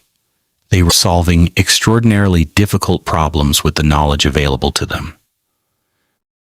Without chemistry, they could not analyze poison. Without biology, they could not understand infection. Without psychology, they could not explain stress. Without forensic science, they could not recover invisible evidence from crime scenes. Still, justice remained necessary. Communities still required trust. Someone still had to decide difficult disputes. Their solutions reflected their world. Faith shaped law because faith shaped everyday life. Reputation mattered because communities were small. Oaths carried enormous weight because eternal consequences were believed to be real. Ordeals emerged because many sincerely trusted divine judgment when human certainty seemed impossible. Village customs developed because ordinary people longed for reassurance. Universities encouraged careful reasoning because scholars believed truth deserved patient study. Each method belonged to its own time. Each represented another step in humanity's long search for fairness. History rarely moves through sudden revolutions. More often it advances quietly. One thoughtful question inspires another. One generation preserves knowledge, the next expands it. Ideas slowly change. Methods improve. Mistakes are recognized. New understanding emerges. This gradual transformation becomes especially visible when we compare medieval justice with our own. Today, investigators gather fingerprints. Scientists examine microscopic evidence. Medical experts analyze injuries. Digital records reveal timelines. Security cameras capture events once lost forever. DNA can identify individuals with extraordinary precision. Yet despite all these remarkable achievements, one fascinating truth remains. No machine can simply look into the human heart. Even today, courts continue asking witnesses questions. Judges still compare testimony. Investigators still examine motives. Jurors still evaluate credibility. Evidence must still be interpreted by human minds. Technology has transformed justice. It has not removed humanity from the process. Perhaps that explains why modern lie detectors themselves remain controversial. Many people imagine the polygraph as a machine capable of revealing deception with certainty. In reality, it measures physical responses such as breathing, heart rate, blood pressure, and perspiration. These responses indicate stress. They do not directly measure lies. An innocent person may experience tremendous anxiety. A practiced deceiver may remain surprisingly calm. For this reason, many legal systems treat polygraph results with considerable caution or do not admit them as evidence in court. In an unexpected way, this brings us back to the medieval world. Centuries ago, people believed trembling hands, nervous voices, or fearful expressions might reveal deception. Today, we know that stress and dishonesty are not the same thing. Modern science has refined our understanding, but it also reminds us to remain humble. Human behavior is wonderfully complex. There are no simple shortcuts to truth. As midnight approaches, Imagine one final walk through the quiet village. The streets are empty now. Only moonlight illuminates the familiar stone walls and wooden doors. The blacksmith's forge has grown cold. The baker's ovens rest until morning. The fields lie peacefully beneath a blanket of silver light. Inside one small cottage, an elderly grandfather sits beside the fire while his grandchildren gather close. He tells them stories of his youth, stories of judges known for fairness, stories of neighbors whose honesty earned lifelong respect, stories warning that lies often grow heavier with every telling. The children listen carefully, not because every story is historically accurate, but because every story carries a lesson. Generations have always taught one another through stories. History itself is, in many ways, humanity's greatest collection of remembered stories. Some preserve facts, others preserve values. Together, they reveal who we have been and perhaps who we hope to become. The medieval search for truth teaches us something deeper than the history of law. It teaches us about patience. Every community desired certainty. Very few ever achieved it. Instead, people learned to make careful judgments using incomplete information. That challenge has never disappeared. It exists in friendships, in families, in governments, in courts, in every conversation where trust matters. Perhaps the greatest lesson is not that medieval people believe strange things. Every age possesses beliefs that future generations will eventually question. Instead, the greatest lesson is that human beings have always tried to improve. They questioned older methods. They debated difficult ideas. They searched for fairer solutions. They slowly built upon the knowledge left behind by those who came before them. That quiet determination forms one of history's most hopeful stories. As the first hint of dawn begins to brighten the eastern horizon, the village slowly awakens once more. A rooster calls. Smoke rises from cottage chimneys. Farmers prepare for another day's work. Children open sleepy eyes to another ordinary morning. Life continues. It always has. Empires rise and fall. Kings are crowned and forgotten. Courts change. Laws evolve. Knowledge expands. Yet the human desire to seek truth endures. Across 1,000 years, from medieval villages to modern cities, one quiet question has never stopped accompanying us. How can we know what is true? There may never be a perfect answer, but history reminds us that the search itself has shaped civilizations. Every careful judge, every honest witness, every thoughtful scholar, every curious child asking one more question. Together, they have carried humanity a little closer to understanding. The church bell rings softly as the sun rises above the fields. Golden light spreads slowly across the land, touching rooftops, rivers, forests, and roads that have witnessed countless generations before us. Our long journey through the medieval world now comes gently to its end. The villages fade into the morning mist. The voices of judges, monks, merchants, farmers, and storytellers slowly become echoes carried upon the wind. But their greatest lesson remains. Truth is rarely discovered through fear. It is found through patience, through humility, through careful observation, through compassion, and through the willingness to keep asking honest questions, even when the answers are difficult. Thank you for walking these ancient roads, listening to forgotten voices, and quietly exploring one of history's most fascinating chapters. May the peaceful spirit of this journey remain with you long after the final candle has gone out. And may the timeless search for truth continue to inspire curiosity, wisdom, and understanding for generations yet to come.